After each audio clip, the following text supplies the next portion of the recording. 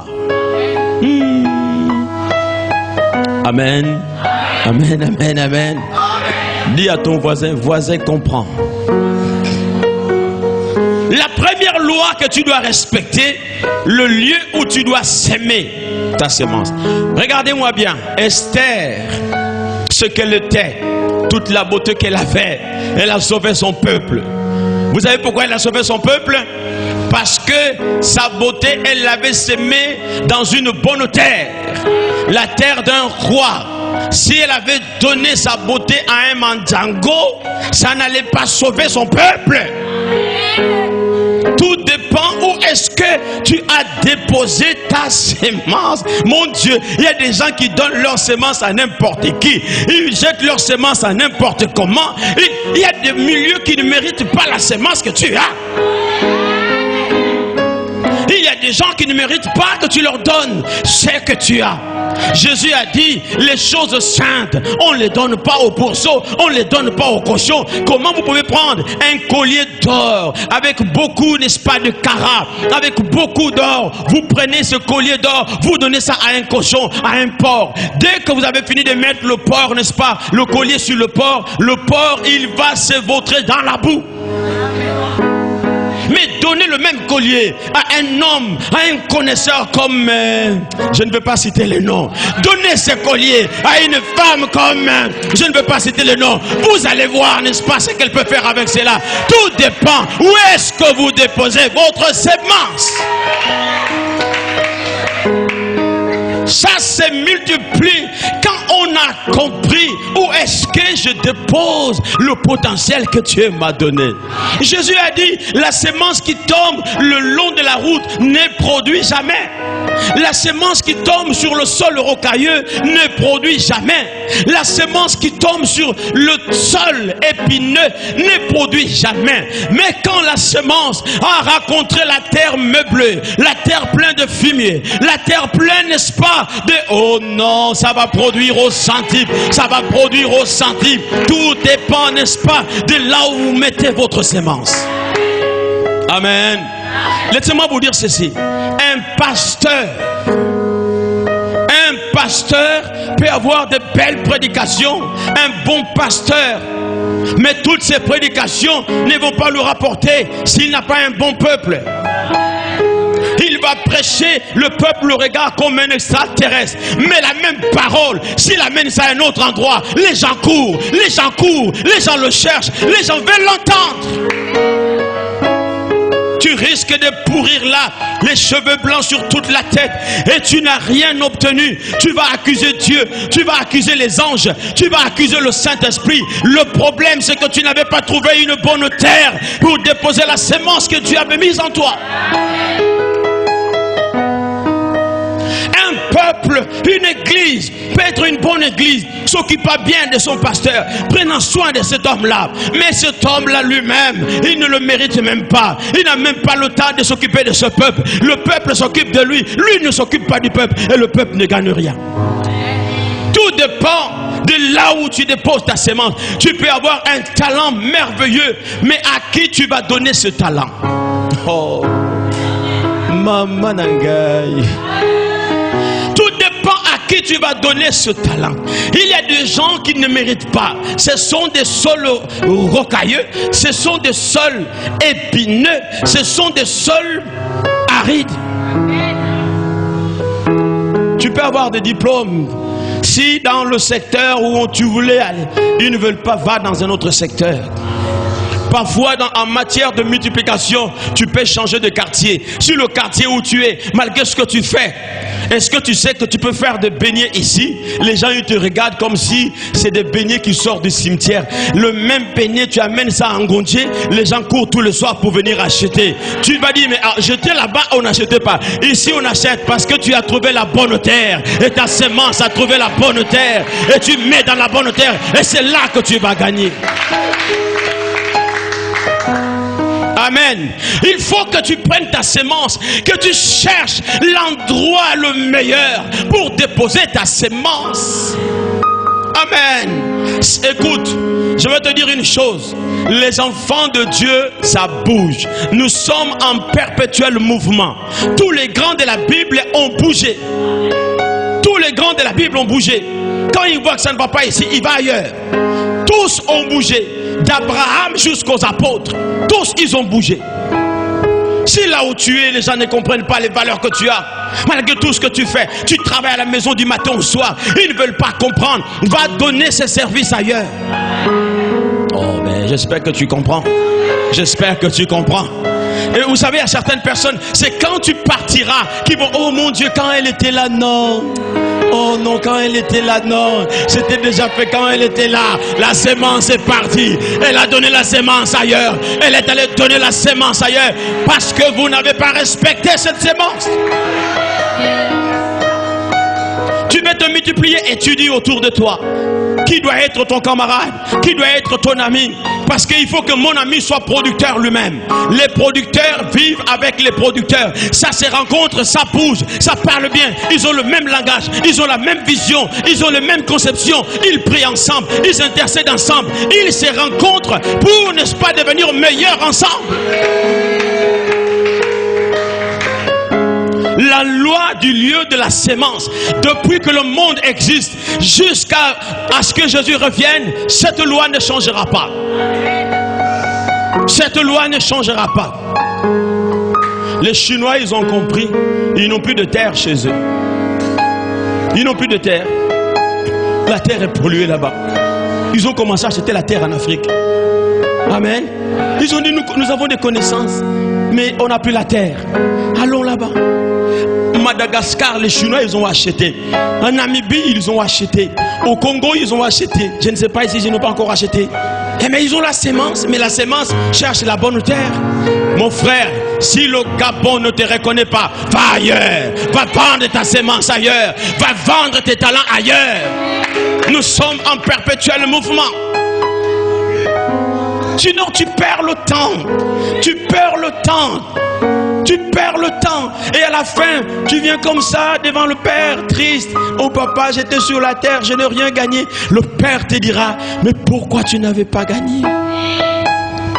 Il dit, mais papa, regarde, est-ce qu'il n'y avait pas une autre opportunité?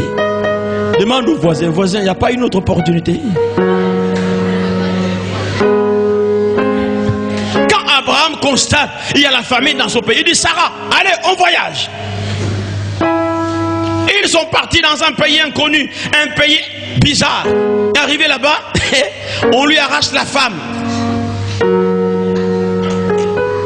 On lui arrache la femme. C'est aussi les conséquences de ceux qui bougent. Il n'y a que ceux qui bougent qui peuvent trébucher. Ceux qui sont assis ne trébuchent jamais. Reste assis, tu ne vas jamais trébucher. Mais les gens qui sont en perpétuel mouvement, ils trébuchent, ils se relèvent. Ils trébuchent, ils se relèvent. Ils trébuchent, ils se relèvent jusqu'à ce qu'ils gagnent. Et arrivé là-bas, on a pris sa femme. Il dit, mon Dieu, Seigneur, je suis arrivé ici pour qu'on prenne ma femme. Or, c'était dans le plan de Dieu. Amen. Parce que Dieu avait dit à Abraham, je rendrai ton nom grand. Comment tu vas devenir grand si tu n'as jamais rencontré les grands? Comment? C'est comme une fille qui voulait à tout prix épouser un blanc. Le quartier où elle habitait, aucun blanc n'est jamais venu, sauf à l'époque des colons. Aucun blanc ne passe par là. On lui dit, mais comme tu veux ton blanc, c'est pas mal. Change de quartier.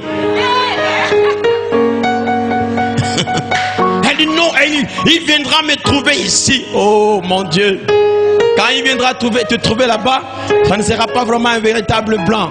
Et celui-là, il viendra pour tracer la route. Il ne viendra pas pour t'épouser. Si tu veux être blanc, va ailleurs. Amen. Est-ce que je parle à quelqu'un? J'aime parler au nom de Dieu. Amen, amen, amen. Abraham, il arrive là-bas. On lui a pris sa femme. Or, Dieu voulait commencer à élever Abraham. C'est comme ça que quand l'histoire tourne mal là-bas, Dieu frappe le roi. Le roi demande qu'on amène Abraham. Pour la première fois, Abraham entre dans la maison d'un roi. Et Abraham a dit, tu as pris ma femme. C'est pourquoi je t'ai frappé. Alors le roi lui dit, signons un traité d'amitié, des accords.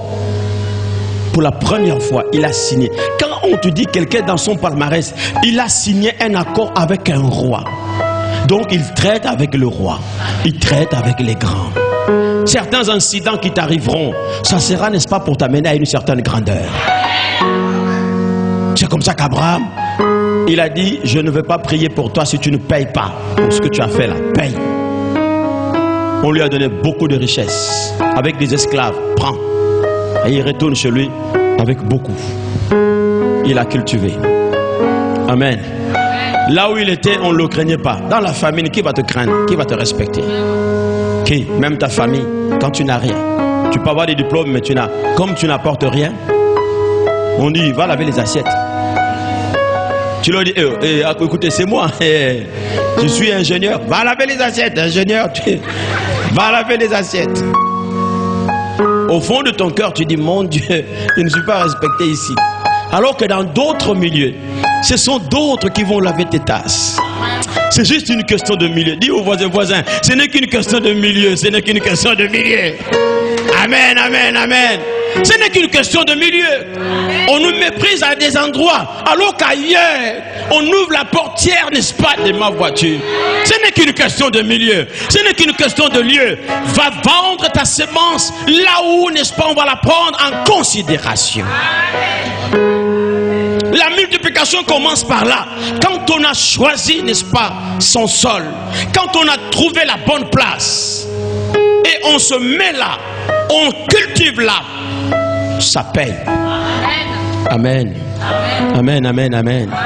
Amen, amen, amen. Je vous ai raconté l'histoire de la petite haïtienne qui a commencé à vendre, n'est-ce pas, le produit des noix qu'elle écrasait, la recette de sa grand-mère. Si elle était retournée en Haïti pour vendre ça, personne n'allait acheter. Mais ailleurs, il y a de la place. Soyez en mouvement.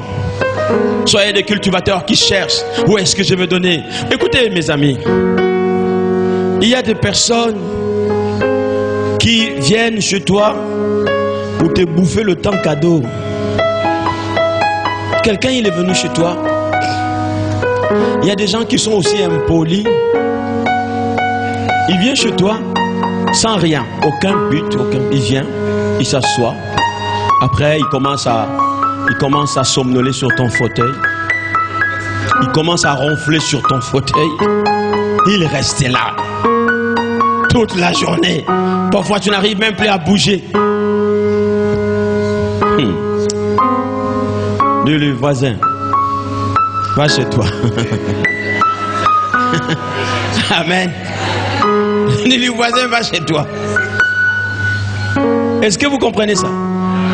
Nous ne gagnerons pas si nous ne savons pas exploiter ce que nous avons. Si l'homme comprend ce qu'il a, il essaie de manœuvrer les choses. Il a compris que ça, c'est mon secteur. Et quand tu es dans un secteur que toi-même, ton esprit te dit, ce secteur te paye, reste un peu là. Bouge pas comme ça. Si ça paye, reste un peu là. Dans la loi du lieu de la sémence, quand Abraham est allé à l'étranger là-bas, il est d'abord resté là-bas. Et quand il a vu que le temps était fini, il est rentré chez lui. Amen. Amen, amen, amen. Amen, amen, amen. Vous allez parfois trouver dans la vie une bonne femme obéissante, belle, mais le mari qu'elle a épousé. Amen. Il vient à la maison bourré, insultant sa femme du matin au soir. Tu entends le voisin qui est à côté. Le voisin dit, mon Dieu, comment j'ai pas eu la chance d'avoir une femme comme elle. Il y a aussi des hommes comme ça. Et puis il a épousé une femme qui lui prend la tête à longueur de journée à l'occasion de rien. Tout flamme, tout feu, à l'occasion de rien. Il y a une autre femme qui dit, mon Dieu, si j'avais un homme comme ça vraiment, après le boulot, il rentre à la maison, il est avec les enfants, c'est des hommes recherchés. Oh. Amen, amen, amen. Amen, amen, amen. Où est-ce que tu as déposé? Écoutez, vous qui n'êtes pas encore mariés, garçon comme fille, vous êtes vous-même déjà une semence. Celui qui veut devenir votre conjoint ou votre conjointe, il faut qu'il soit de bonne terre. Je ne parle pas que de l'argent, mais je parle d'abord de la personne. Vous allez vendre votre sémence à quelqu'un qui ne le mérite pas. On ne sait pas d'où il sort, quels sont les démons qui l'ont utilisé, on ne sait pas d'où il a voyagé. Il vient te prendre comme ça alors que toi tu as pris le temps de t'investir toi-même. Tu es un investissement toi-même. Toi-même en tant que personne, tu es un investissement. Tu es une richesse. Tu es une mine d'or.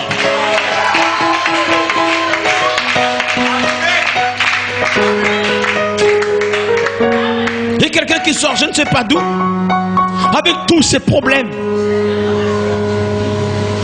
Il vient chez toi avec son sac de problèmes. Et que toi tu supportes. Est-ce que le ciel t'a dit que tu mérites ça? Non. Amen. Le lieu de la sémence. Où est-ce que tu vas déposer ta sémence? Écoutez, nous avons des gens ici, mes frères et sœurs. Les talents que vous avez, les talents que nous avons. Parfois les gens, même Jésus a dit, un prophète est méprisé que dans sa propre patrie. Malgré tout ce que vous faites, tu peux être dans une église, malgré tout ce que tu fais, on ne te reconnaît même pas, on ne te regarde même pas. Va dans une autre église. Mais non, les gens disent, mais pourquoi on n'a pas eu quelqu'un comme ça depuis très longtemps? Amen. Je parle à quelqu'un. Si vous n'avez pas la notion d'étudier le lieu, on peut te donner 20 millions, 30 millions de francs CFA. Mais tu peux les gaspiller comme ça. Parce que tu ne sais pas quoi faire avec. Rien dans la tête. À peine tu as eu tes 20 millions. Le lendemain, tu pars déjà acheter un portable de 800 000. Un portable. Il dit, on va voir que je suis quelqu'un. Ça, c'est déjà un mauvais signe. Un premier mauvais signe. Même si c'est 20 millions. Alors que quelqu'un à côté dit, mon Dieu, moi je n'ai besoin que de 500 000 seulement. 500. Je vais faire des miracles avec ça. Et parfois, je disais un autre jour, dans un milieu, je prêchais ce message. Je disais parfois, vous confiez des responsabilités à quelqu'un, avec tous les moyens possibles. Mais lui-même, ce n'était pas quelqu'un qui était préparé à ça. Et ça, c'est le problème que nous avons souvent eu dans nos familles. Tu prends l'argent, tu donnes à ton grand frère, tu donnes à ta grande, beaucoup d'argent. Il va tout dilapider. C'est pas une bonne terre. Malgré que c'est ton grand frère. Je vais te choquer. Je préfère que tu donnes ça peut-être aux voisins, en qui tu vois les capacités de multiplication. Vous savez, est-ce que vous savez pourquoi Laban avait confié toutes ses brebis à Jacob? Il a vu en lui les techniques de la multiplication.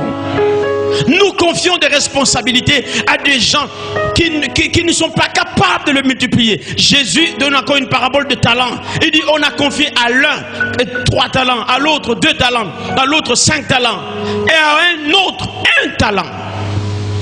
Les autres ont multiplié leurs talents. Celui qui n'a eu qu'un seul talent, il a enterré.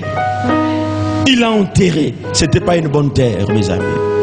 Et ça ne peut pas se multiplier. Tu as besoin de faire quelque chose, cherche dans quel secteur. Ne suis pas tout ce que tu voyais. Et les gens aujourd'hui, dès qu'ils voient quelqu'un commencer un commerce, tout le monde suit ces commerces-là. Non, invente autre chose. Fais autre chose. Il faut toujours faire ce que les gens n'ont pas encore fait. Tu sors original. Amen. Là, on saura que c'est ta pensée, c'est ton idée. Ça vient de toi. Ah, Jésus. Aide ces enfants qui me regardent.